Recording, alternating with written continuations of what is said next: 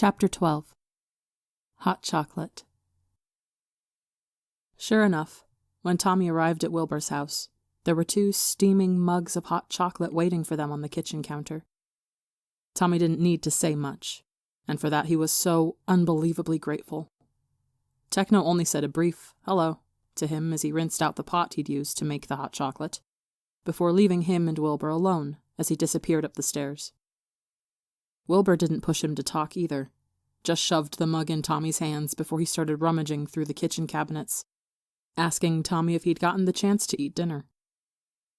The hot chocolate was rich and warm, and although there was still a hollow aching in his chest, it made it feel like the hole was filled for just a moment.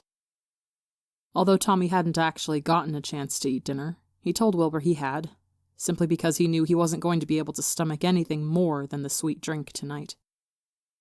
He let the hot chocolate work its way through him as he rested his fingers against the granite counters, watching Wilbur flit around the kitchen, buzzing with nervous energy. It was clear that he was worried about Tommy, but he didn't want to push him to talk if he didn't want to. In the end, despite telling Wilbur that he'd eaten dinner, he still ended up with a slice of peanut butter toast sitting in front of him. "I told you I ate," Tommy said, his fingers still clutching the hot chocolate mug as tightly as he could. Although his tears had stopped long ago, his voice was rough, and he winced at the sound.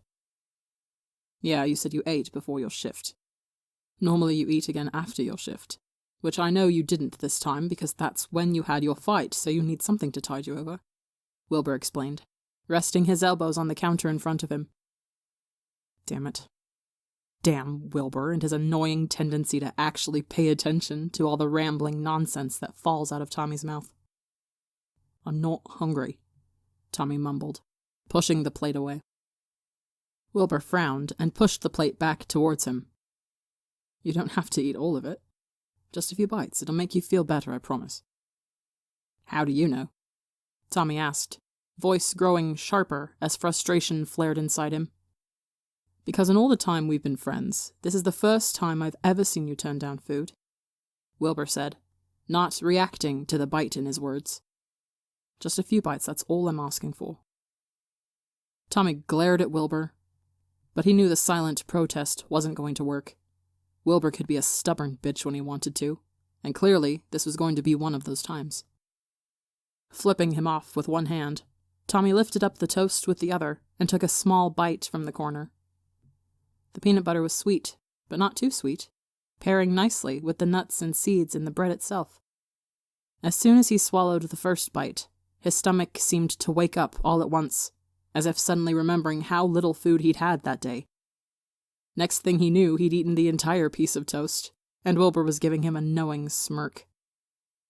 "Fuck off," Tommy grumbled, pushing the crumb-covered plate back towards him. "Thank you," Wilbur replied, taking the plate and rinsing it off in the sink. As loath as Tommy was to admit it, he did actually feel a bit better after eating the toast. His head still ached from his crying, and there was still a painful seize in his chest every time he remembered the betrayal in Tubbo's eyes as they screamed at each other. But the gnawing anxiety in his gut had lessened. "You done with that?" Wilbur asked, pointing to the hot chocolate mug still in Tommy's hands. Glancing down, Tommy realized the cup was empty, and nodded. "All right, I'll clean it out later," Wilbur said, taking the mug from him and putting it in the sink. "Let's go upstairs so you can get settled in the guest room."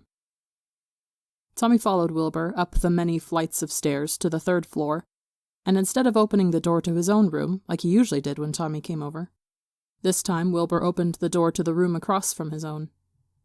The room itself was a similar size to Wilbur's, if possibly a bit smaller. There was a double bed settled next to the window with plain white blankets, along with a dresser and a desk. Unlike Wilbur's room, the guest room was perfectly clean, with no clothes scattered anywhere, and walls that were bare of any peeling posters. Wilbur left Tommy alone in the room as he went to his own bedroom to grab some clothes for Tommy to borrow, and Tommy took the opportunity to drop his backpack on the floor before collapsing onto the bed. It was a large bed, much larger than the one they had back home. In fact, Tommy was pretty sure Ronbu might even be able to completely fit on this bed instead of having his feet hang off. Hell, they could probably fit all three of them on this thing, and no one would even end up on the floor in the morning. Maybe one day Tommy could bring Tubbo and Ronbu... He cut that thought off before it could fully form. Right now, it would be a miracle if Tommy got the opportunity to even stay in his own apartment again. For all he knew, Tubbo and Ronbu could be throwing his stuff out the window right now. No, they wouldn't do that. Even though this was one of the worst fights they ever had, Tommy had to be honest with himself. No matter how pissed they were at each other, they would never kick Tommy out. As if on cue, there was a buzzing from Tommy's phone, and he clenched his jaw as he pulled it out of his pocket. Tubbo, where are you? We just got back and you're not here. Great. Yeah, of course they were going to want to know where Tommy was. After all, they'd been under the assumption Tommy was going to go back to the apartment, and they would resume their screaming match in the comfort of their own home. Tommy, fuck off. I'm staying at Will's tonight. Tommy watched the 3 dots appear after his text was sent, only to disappear as Tubbo stopped typing his response. The dots reappeared and disappeared a few more times until finally Tubbo sent a reply. Tubbo. Fine. Yeah, okay, he should have expected that. Sighing, Tommy tossed his phone back onto the bed right as Wilbur re-entered the room. Without waiting for acknowledgement, Wilbur dropped a pile of fabric onto Tommy's lap, and Tommy quickly realized it was a sweater and sweatpants. They might be a bit big on you, but they'll work for pajamas, Wilbur explained. Tommy scoffed. You're not that much taller than me, bitch. I am too, Wilbur shot back, smirking at him. Usually, a joke like that would fire Tommy up. It would egg him on, make him want to yell and curse Wilbur out while trying to prove how much of a big man he was. But even with a full stomach and the warmth from the hot chocolate chasing away the chill in his bones, he couldn't bring himself to summon up the energy for that. Wilbur seemed to realize this at the same moment Tommy did, because his smile faded, and he slowly sat down on the edge of the bed next to Tommy. You don't have to talk about it if you don't want to, but I'm here to listen if you need it, he offered gently. Tommy winced, digging his nails into his palm. Surprisingly, a part of him wanted to talk to Wilbur about what was going on.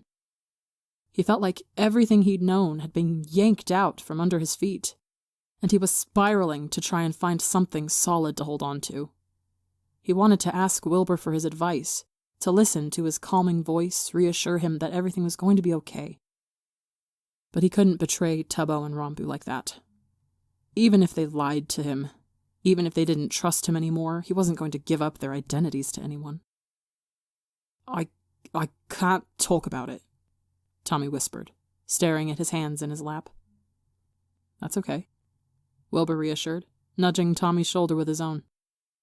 I know it seems like the end of the world right now, but I'm sure there's going to be a day in the future where you're going to look back at this fight and laugh at how dumb the 3 of you were. Tommy wanted to believe him. He really did.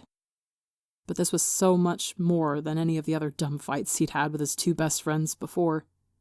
They were dealing with serious shit, life and death situations. Tommy doubted this kind of betrayal was something that he'd ever be able to laugh about.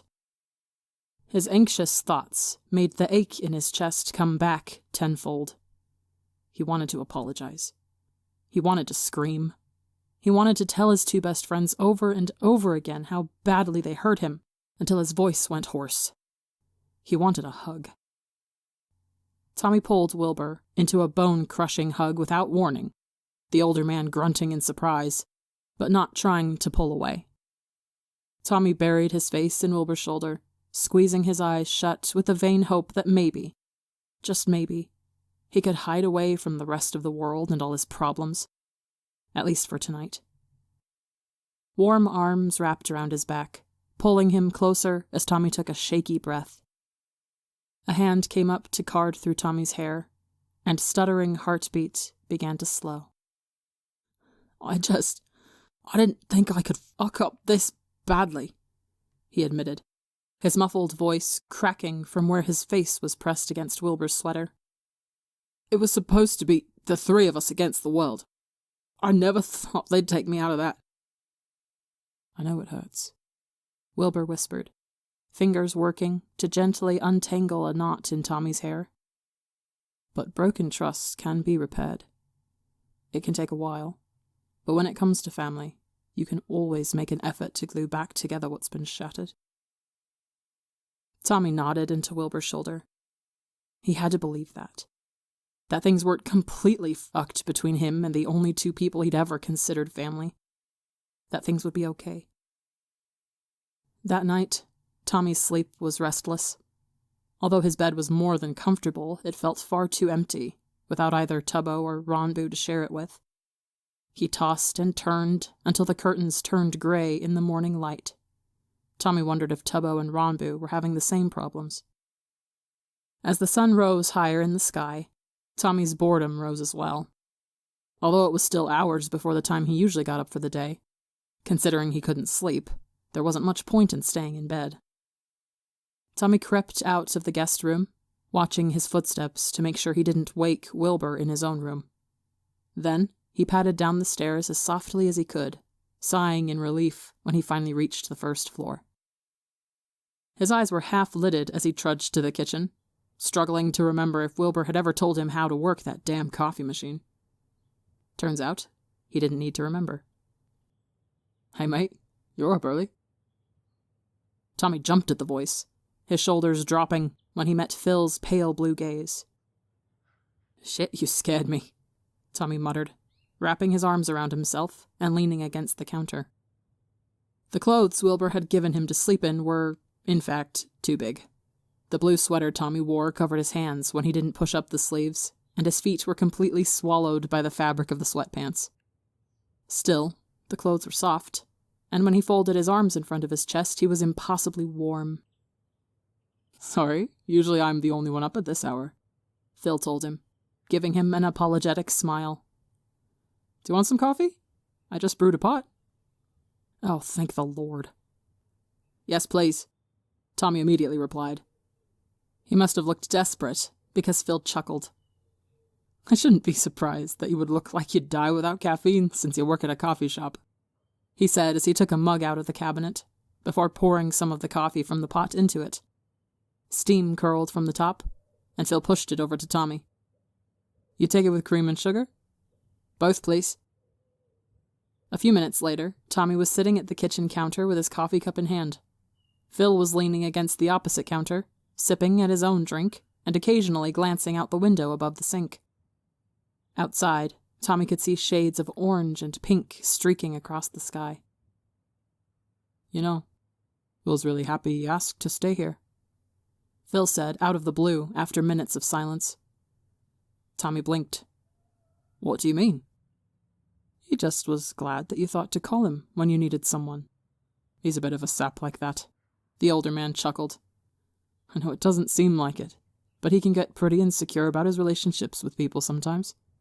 It's kind of why he's such a clingy shit. It's reassuring for him. Wilbur? Insecure? The two ideas didn't seem like they could coexist in Tommy's head. Wilbur was the opposite of insecure.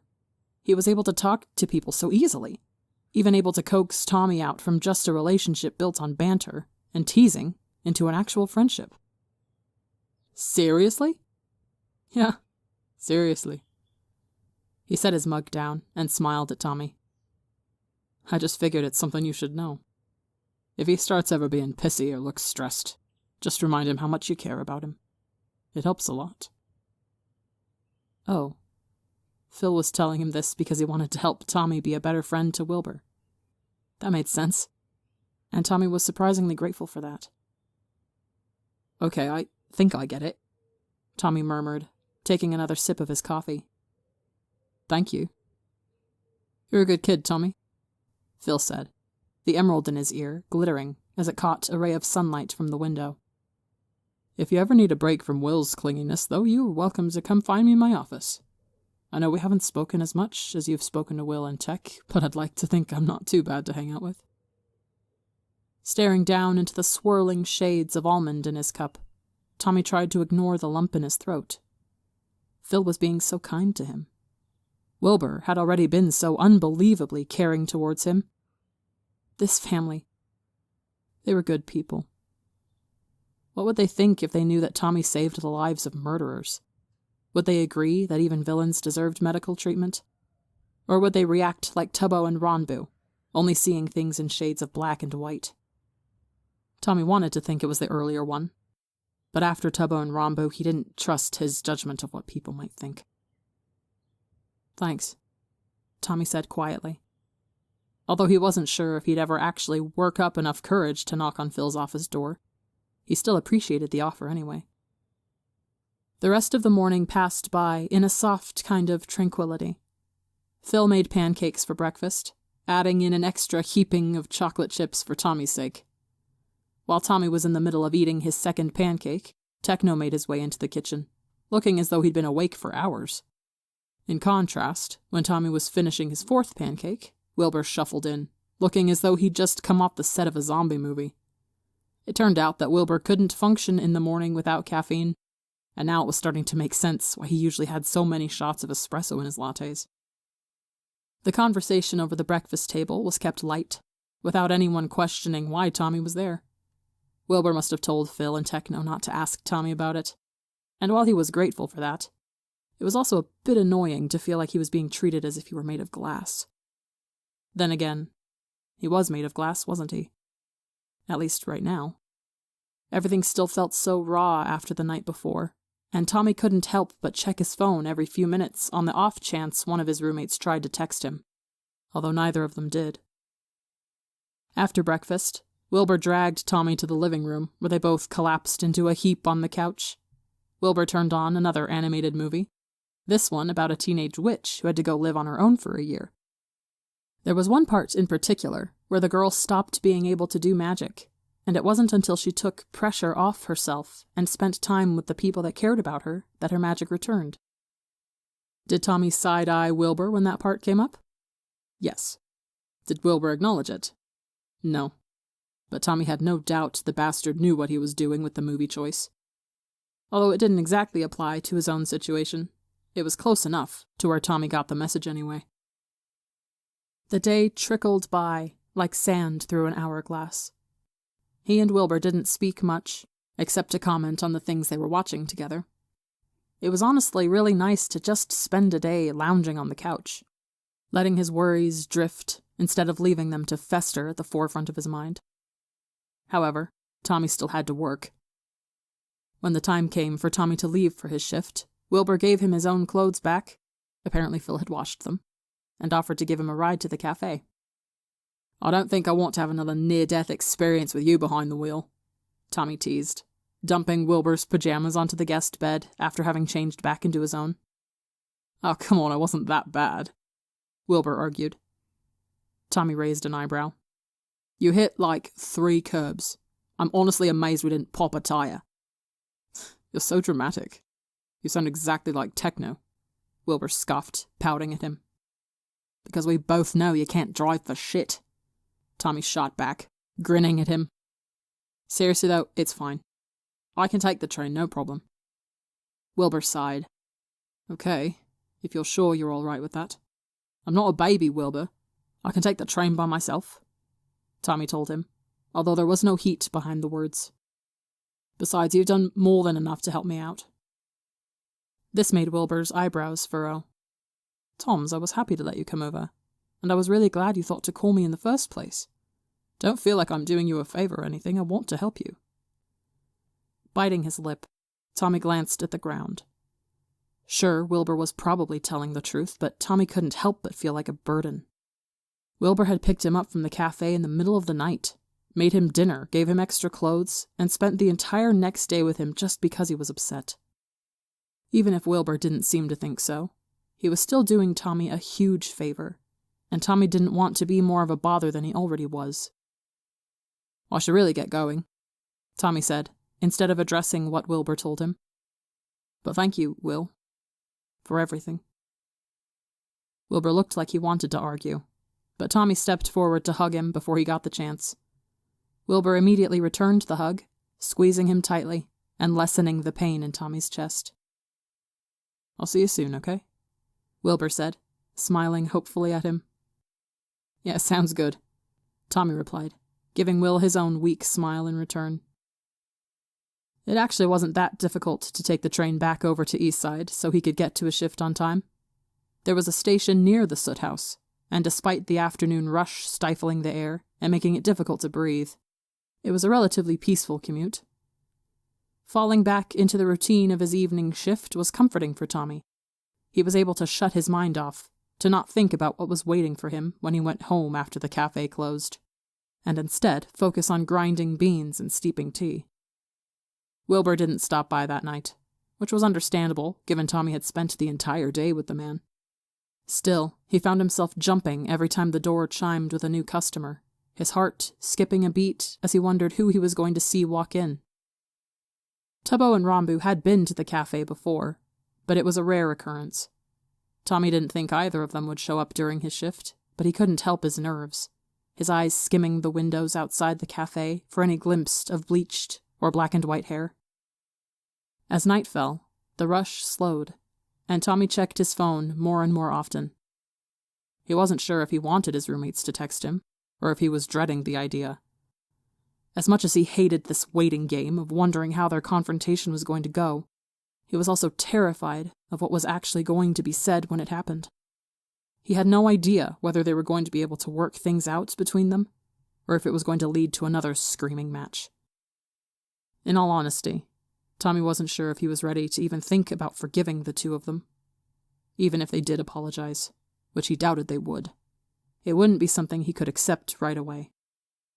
Along with that, he wasn't ready to apologize either. While he knew he shouldn't have lied to his friends, he also wasn't completely in the wrong, and had good reasoning for what he did. If Tubbo and Rambu were expecting an apology from him, well, they might be waiting a while on that. His shift came to an end without much fanfare, and the dread that had been curling in Tommy's gut with every passing hour grasped him by the throat. There was no more putting it off now. He had to go home. Maybe he went through the closing routine a bit slower than usual, but no one could prove it. And maybe as he started to walk home, he dragged his feet a bit more than necessary, but no one was around to call him out on it. The night air was cool against his flushed cheeks, and he took deep breaths to calm his racing heart as he got closer and closer to his apartment building. Anxiety fluttered in his stomach, and when he took a deep breath to steady himself, he was hit with the sour stench of burnt rubber from the road. Ah, city living. Tommy was almost halfway back to his apartment when a shrill alert rang out from his phone. Nearly jumping out of his skin, Tommy stopped dead in his tracks and pulled out his cell phone to see what was going on. There was an emergency alert blaring across his screen, and as soon as Tommy read what it was, he felt his mouth go dry. Safety alert. Heroes Dream, Flame, and Rewind currently engaged with Siren, Blade, and Nemesis in the warehouse district of South Bay. Avoid the area if possible. Collateral damage to be expected. There was a button below the alert reporting live news footage, and Tommy tapped on it immediately. It took a second for his phone to load the video, but as soon as it did, his eyes went wide. A news helicopter seemed to be circling a warehouse roof, where 6 figures were all engaged in different kinds of battle. Blade was battling Dream, the villain expertly matching the blows of the 3 floating swords Dream was using to attack him. Siren was fighting Rewind, the time-manipulating hero, dodging every single blow Siren tried to use on him, and covering his ears before Siren could even get a single charmed spoken word out. And then there was Nemesis. She had Flame pinned against what looked like some kind of water tower on the roof, but she wasn't pinning him physically. It was clear he couldn't move, but Nemesis was standing a few feet away, holding her hands out in front of her like she did when she was manipulating water. Nemesis lifted one arm, and Flame's arm lifted in mirror to it. Then, she lifted her other arm, and Flame's arm did the same. Bile rose in Tommy's throat as he thought of how reminiscent it was of a puppet being pulled on by invisible strings. She was using her blood control again. Holy shit. Rewind seemed to realize what was happening, because he tried to sprint over to the corner of the roof Nemesis and Flame were at, but he wasn't able to take 2 steps before Siren physically tackled him to the ground. and the two started to wrestle to try and pin the other down. Nemesis didn't even seem to notice the attempted attack. Her icy gaze was focused on Flame, and as she reached up her hand again, Tommy noticed her hand begin to curl in, as if it was wrapping around a throat. Flame coughed, trying to grab at his throat but struggling to move his arms. Nemesis didn't falter, her hand curling in further and further as she, presumably, compressed the blood flow around his neck. Nemesis was so focused on Flame, though, that she didn't notice Dream until it was too late. Tommy let out a horrified gasp as Dream tackled her from the side, slamming her into a wall with a force that left a dent in the brick. Flame collapsed to the ground, unconscious, and when the camera turned back to Dream, he could see he was now pinning Nemesis to the wall with his powers, and then the camera cut off. The screen went black before switching back to a news reporter who apologized but said that their news crew had been warned to get out of the area as it was too dangerous for them to continue filming. That was fucking bullshit. The Hero Committee was fine with letting everyone watch as Nemesis attacked Flame, but didn't want anyone seeing Dream take her down in return. Either way, Tommy knew he needed to get back to the cafe as soon as possible. He sprinted back down the way he came, his backpack thumping against his back with every step. His heart pounded in his ears, the only thought repeating through his mind being the constant, I need to help Nemesis, I need to help Nemesis, I need to help Nemesis, I need help. His legs were burning by the time he skidded to a stop in front of the cafe doors. With trembling hands, he undid the lock, sprinting inside and practically jumping over the counter to get to the back room. Chucking his backpack on the floor, Tommy raced around the room to set up his treatment area. Towels on the floor, first aid kit propped open next to it, gauze already out in case there was heavy bleeding. Tommy prepped whatever he could think of. There was a ringing in his pocket, and Tommy answered it without even looking at the name. Tommy, I saw it on the news, I'm already here, Tommy said, cutting Siren off. How far away are you? We're here, actually. And right then, there was a sharp knock at the door to the alley. Hanging up the phone, Tommy flung the door open, and almost stumbled back at the sight that greeted him. Siren and Blade seemed relatively fine, save for a few tears in their clothes. But Nemesis... Blade was carrying her. She seemed to be unconscious, and was curled up against Blade's chest. Her cotton candy hair was sticky with blood, and her mouth was hanging open, while her arms hung limp at her sides. It was such a stark contrast to the determined line her mouth had been set in on the news footage, the fierce rage darkening her eyes. Shit, okay. No time to panic. He was the healer here. Set her down here, Tommy said, immediately shifting into focus mode and pointing at the towels. What happened exactly? The news footage cut off as soon as Dream pinned her to the wall.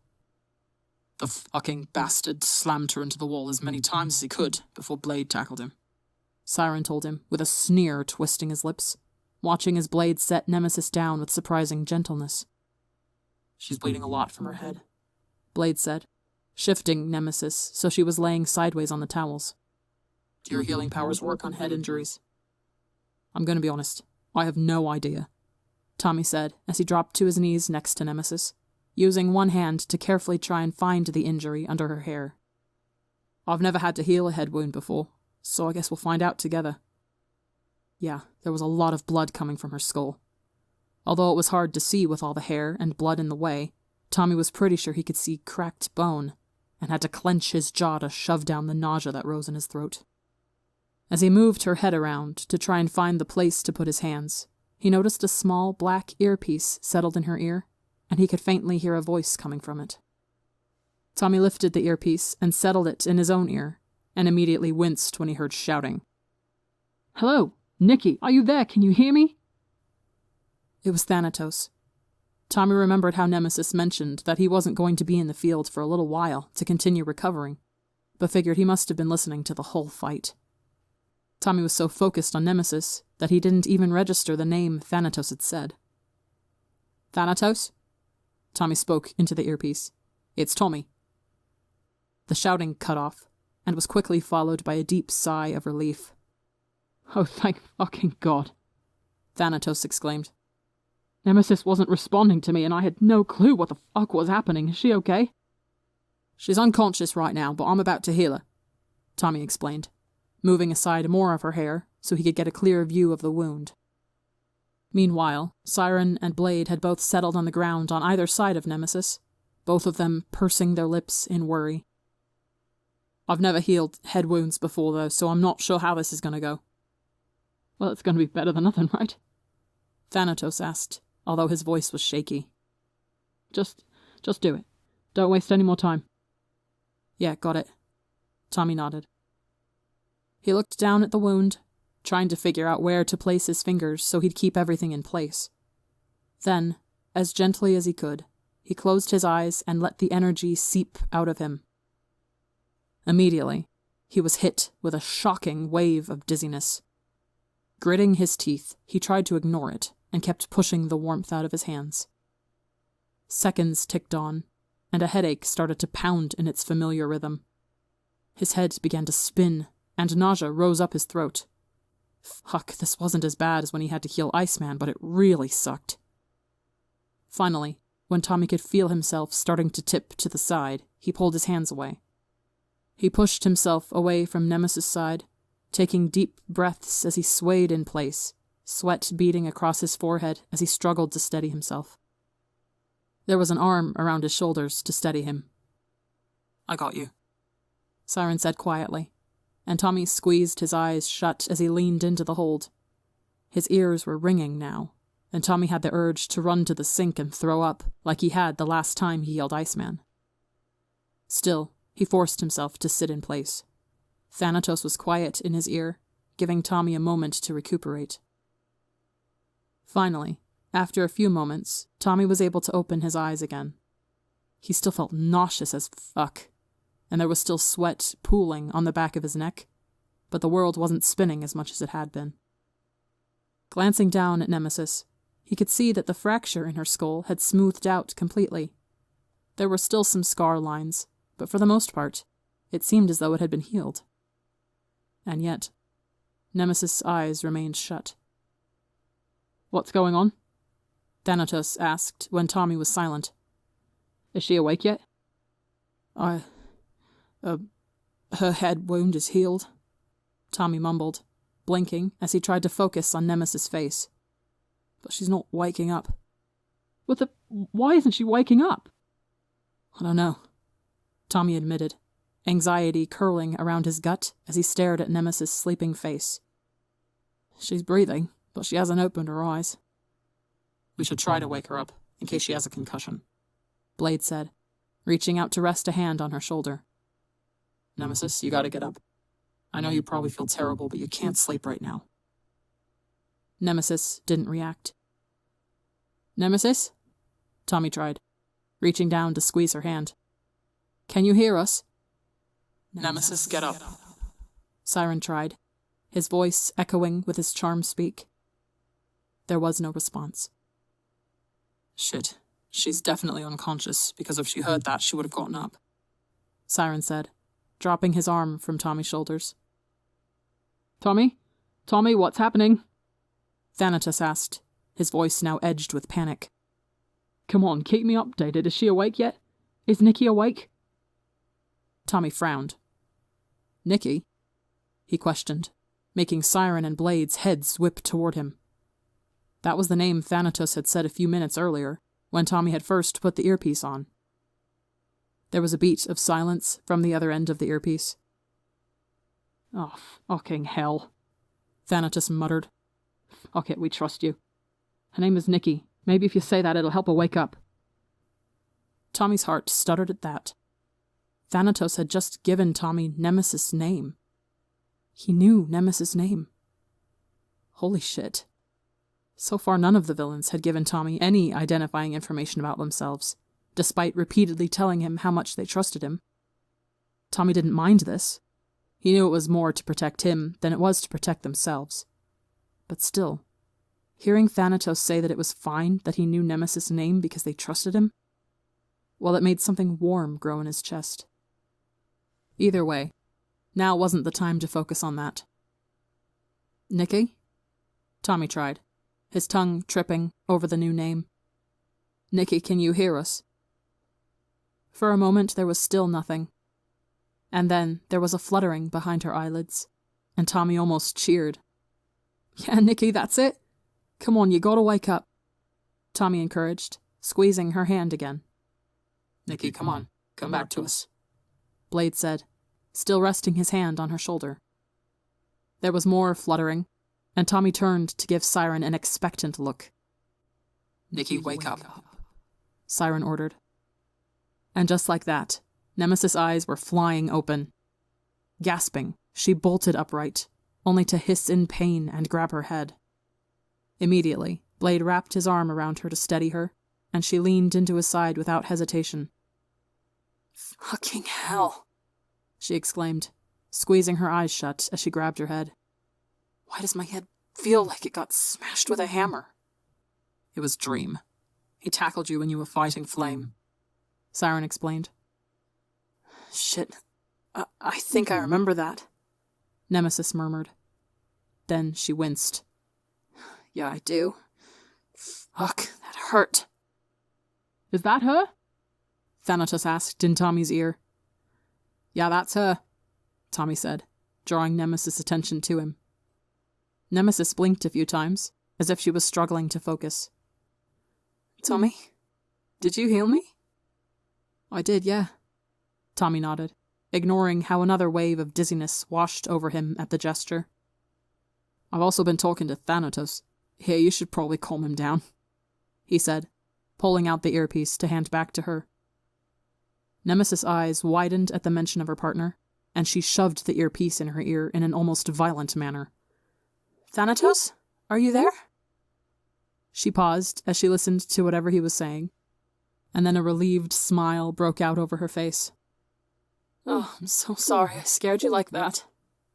She giggled softly. "Yeah, I promise I'm not going to do anything stupid like that again." Another pause, and then her eyes widened. "Wait, you told him my name?" Tommy shrunk back as Nemesis whipped her head back towards him, although the movement made her wince. To his surprise, there was no anger in her eyes as she stared at him. More than anything, she just seemed confused. "You know my name?" she asked carefully. Yeah. Sorry, Nikki," Tommy said quietly, wrapping his arms around himself. "Of course I'm not going to say anything or tell anyone—" "Don't worry about that," Nemesis said, shaking her head. "I trust you, Tommy. You saved my life, after all." Tommy flushed at how genuine she sounded, and his cheeks only burned worse when she reached out to wrap his hand in her own. "Seriously, I don't have a problem with you knowing my name. I trust you," she told him softly. "And thank you for saving me." "You guys really don't need to thank me every time," Tommy muttered, curling in on himself. "But we want you to know how grateful we are," Nemesis explained. She paused then, a hand going up to her earpiece. "Thanatos also says thank you." "Like I said, I'm just doing my job," Tommy shrugged. Nemesis smiled at him, squeezing his hand one last time before pulling back and glancing at the blade. "Blade, do you think you can help me get home? I still feel pretty dizzy." "Yeah, of course," Blade said, huffing as he pushed to his feet. He bent down and scooped Nemesis up in his arms again, without any sign of effort, and nodded at Siren and Tommy. "I'll see you guys later." "Bye, Blade. Bye, Nemesis," Tommy waved. Nemesis waved goodbye to him, and Tommy watched as Blade easily shifted Nemesis to one arm to open the door to the back alley. Then they both disappeared into the shadows, and the door slammed shut behind them. As soon as the two of them were gone, Tommy's fatigue returned in full force. He slumped down, his head pounding as the nausea that had been stirring in his gut demanded his attention once more. Looked like tonight was going to be a recovery night. "I need to clean up," Tommy muttered, glancing at Siren before pushing himself to his feet. Or he tried to push himself to his feet. As soon as he attempted to stand, his vision began to spin, and he found himself tipping heavily to the side. Siren was there in a second, wrapping his arms around Tommy to hold him upright.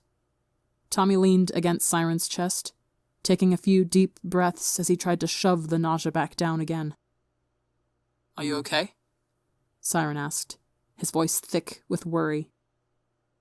I'm okay, Tommy forced out. I just need to, There was another roil in his gut, and suddenly Tommy was stumbling towards the sink.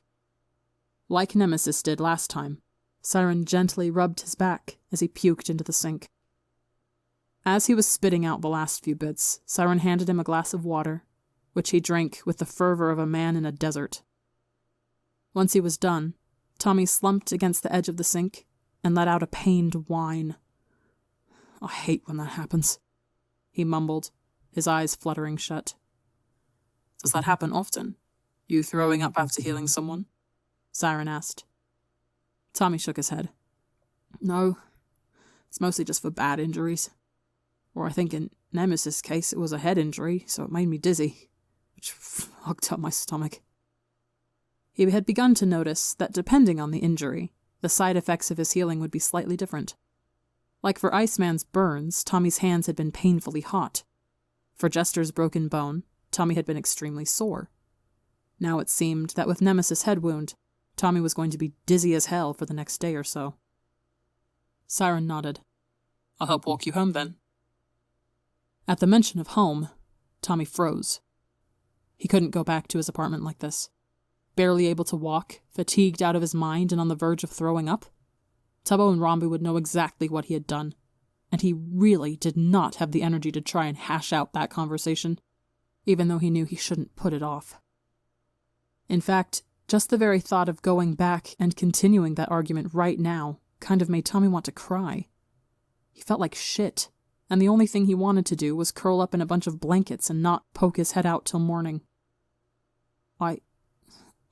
I can't go home, Tommy stammered, blinking fast as the exhaustion started to weigh down his thoughts. My roommates, we're fighting, and I can't deal with them right now, not like this. Hey, calm down, Siren said, his voice going soft. Don't worry, you don't have to go back there if you don't want to. But I want to make sure you're somewhere safe, with people you trust that you know will take care of you. Is there someone like that I can take you? Tommy clenched his jaw as Wilbur's face appeared in his mind. He had already taken advantage of his kindness so much in just the last 24 hours. He hated the idea of coming right back to him, this time sick out of his mind and asking for help. But he trusted Wilbur. He knew the man wouldn't ask him any questions he couldn't answer, and Tommy also knew he was safe there. Safe with hot chocolate and warm sweaters, and Wilbur's arm thrown around his shoulders. There's a place I think I can go, Tommy whispered, staring at his hands. Where is it? Will there be someone who can take care of you?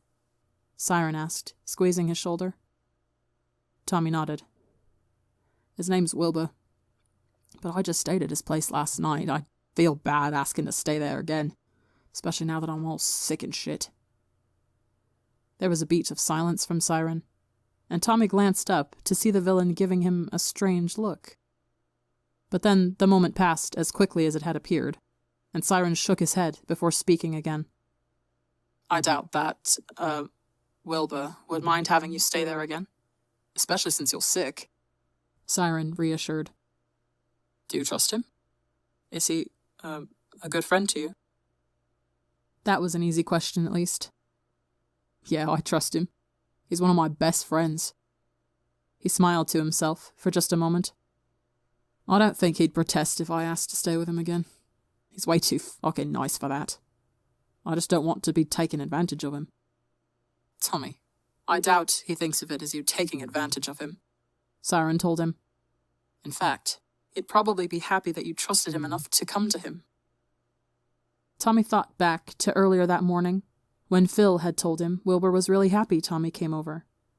Wilbur needed that reassurance that Tommy trusted him, that Tommy knew he could come to Wilbur when he needed help. Plus, it wasn't like he could go back to his apartment tonight, and there really was no other option besides Wilbur. Okay. Tommy finally agreed after a few beats. I'll go to his place. Siren beamed. All right. Let me clean this up for you and then we can head out. Tommy frowned. Wait, I can clean up myself. Shush, child, you need to rest, so sit down and wait. Although Tommy didn't like being ordered around like a child, he had to admit, standing was already difficult enough as it was. The idea of moving around the back room to clean up the towels and gauze sounded unbelievably exhausting. So with a scowl on his face, Tommy watched as Siren put the towels where Tommy told him to, and threw out the bloody gauze, making sure to hide it under the trash in the bin. Then, he wiped down the floor like Tommy normally did to make sure there was no bloodstains he missed, all without a single word of complaint. Then, the two of them headed out. When Tommy's hands were shaking too badly to lock the door, Siren did it for him. At first, Tommy tried to walk down the street towards the train, but after stumbling a few times, Siren picked him up in his arms, ignoring Tommy's cursing protests. At one point, Siren also handed Tommy a red bandana to tie around the lower half of his face, just in case anyone decided to take pictures of the local supervillain sighting. It wasn't the best disguise, but it would do the trick for the time being. The train ride to South Bay was surprisingly uneventful, given that there was a supervillain carrying a teenager as if it was the most normal thing in the world. Unlike in the McDonald's so long ago, where the sight of Siren filled the cashier and patrons with fear, the few other subway passengers taking the train this late at night couldn't seem to care less. Sure, there were a few double takes, but no one seemed to want to fuck with their ride home by bothering the local supervillain. Sitting in the hard plastic seating of the train, Tommy slumped against Siren's side, hiding his face in the man's dark jacket to try and shield himself from the harsh fluorescent lights of the subway. Siren didn't seem to mind this, looping an arm over his shoulders to pull him closer and help him hide his face even more. Once they were off the train, Siren carried him all the way to the row of brownstones that the Soot family house was settled at. However, before they got close to the house, Siren put him down. "This is as far as I can go," Siren said, an apology laced in his tone. "We don't want to risk Wilbur seeing you with me, now would we?" Tommy stumbled a bit as another wave of dizziness washed over him, but quickly gained his footing. "Don't worry about it, big man. I got it from here." "All right," Siren said, ruffling his hair with a gloved hand. "Remember, I'm always just a text away if you need me." Snorting, Tommy lightly slapped Siren's hand away. Yes, I know. Now go fuck off back to your evil lair." Grinning at Tommy, Siren nodded once before turning on his heel and disappearing around the corner of the street. Tommy waited a few seconds to make sure he was steady on his legs before he turned and made his way down the sidewalk, watching the numbers on the houses for the one that matched the Soot house. It wasn't that far of a walk, thankfully. Tommy stumbled up the steps, already feeling embarrassment burn his cheeks as he steadied himself in front of the door. Shit. Despite Siren's reassurance, he still felt bad about coming back here so soon. A part of him wanted to turn around right now and take the train back to Eastside. Maybe he could sleep in the cafe. He's sure Puffy wouldn't mind. No, Tommy was being stupid. Wilbur would probably call him a dumbass if he knew Tommy was getting so worked up about this. He needed to stop getting embarrassed and learn how to ask for help. So, gritting his teeth, Tommy lifted a hand and knocked on the door. For a moment, there was silence. Then there was the sound of something crashing inside, followed by a loud "fuck" that sounded vaguely like Wilbur. Then there was another crashing sound, and Tommy wondered if he should call out to ask if everything was okay. But before Tommy could get too worried, the doors swung open, revealing a panting Wilbur.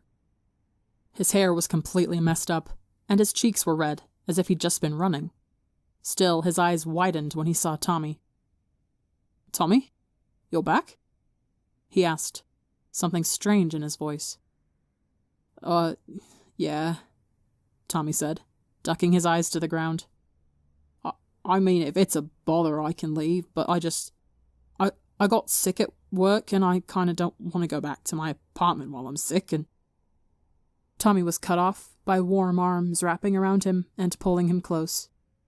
Tommy took a shaky breath as he leaned his weight into Wilbur, his spinning head screaming in relief at having someone to lean on again. "It's okay, Toms," Wilbur reassured him, resting a hand on the back of his head. You're always welcome back here. You can stay for as long as you need. It's no trouble at all. I don't want to be taking advantage of you, Tommy admitted in a whisper, his voice muffled by Wilbur's sweater. You're not taking advantage of me, Wilbur reassured him. I love having you here. Seriously. Tommy wanted to believe him. He really, really did. Okay then, he mumbled into Wilbur's sweater. He felt Wilbur smile into his hair. Okay, he repeated. Now let's get you somewhere to lay down, because you're leaning on me like you're about to pass out. And suddenly, Wilbur was scooping him up, despite Tommy's loud whine of protest. I'm not a baby, I can walk myself, he argued. Wilbur grunted as he readjusted his arms under Tommy's back. I'd rather you not fall over while I tried to get you to the living room. Tommy groaned, but knew Wilbur was right. He probably would fall over if he tried to walk right now, considering his vision was still spinning with every step he took. So instead, Tommy hid his face in Wilbur's shirt and tried not to focus on the vertigo-inducing sensation as he was carried into the living room. Wilbur gently placed him on the couch, pointing a finger at him to get him to stay put as he ran off to grab something. Huffing, Tommy pulled his shoes off and spread his legs out on the cushions, squeezing his eyes shut to avoid the stabbing light coming from the lamp in the corner. A few moments later, Wilbur's footsteps padded back into the room. A warm blanket was draped over him, and when Tommy opened his eyes, he saw Wilbur setting a folded pair of clothes on the coffee table in front of him. If you feel well enough to get up, feel free to change into these. They're more pajamas of mine, he explained. Now, do you want anything to eat or drink? Oh, food. The very thought made his nausea spike again, and he shook his head. Nausea? Wilbur asked. Tommy nodded, and he tapped his chin. How about tea, then? Peppermint tea can help soothe an upset stomach, if you think that'll help. While Tommy really wanted hot chocolate, he knew that having rich hot chocolate while he was still so dizzy was not a good idea. So he nodded again, and Wilbur hummed happily, reaching out to ruffle Tommy's hair as he disappeared into the kitchen again. With Wilbur working in the kitchen, Tommy took the opportunity to force himself to his feet and stumbled to the bathroom so he could change into the offered clothes. He almost fell down again, and maybe had to grip the sink a few times, but managed to stay upright before collapsing back on the couch in a heap. Soon after, he was settled under the blanket again, and Wilbur came back carrying 2 steaming mugs. He handed one to Tommy, and when he sniffed it, it was overwhelmingly mint-scented. I put a bit of honey in to sweeten it, but if you want more, let me know, Wilbur said, leaning back against his side of the couch and sipping his own tea. Tommy took a hesitant sip and sighed in relief when the warmth hit his tongue. Despite the strong mint scent, the flavor wasn't nearly as intense. It was sweet, with a hint of peppermint, the two in a careful balance that had been perfectly crafted. Although his head was still spinning, the mint immediately calmed the roiling nausea, and Tommy drank nearly half the mug before putting it back on the table. Then he settled back into the couch, nestling into the arm of it as he closed his eyes again. Keeping them open was too disorienting, and the fatigue was still weighing down his bones. But it was hard to get comfortable against the couch. He readjusted a few times, struggling to find a good position to fall asleep in. Then he heard Wilbur shift beside him, and suddenly he was being pulled towards a warm chest as arms wrapped around him. In his sleepy state, he immediately leaned into the touch, and Wilbur shifted around until they were both stretched out, with Tommy's head resting on his chest.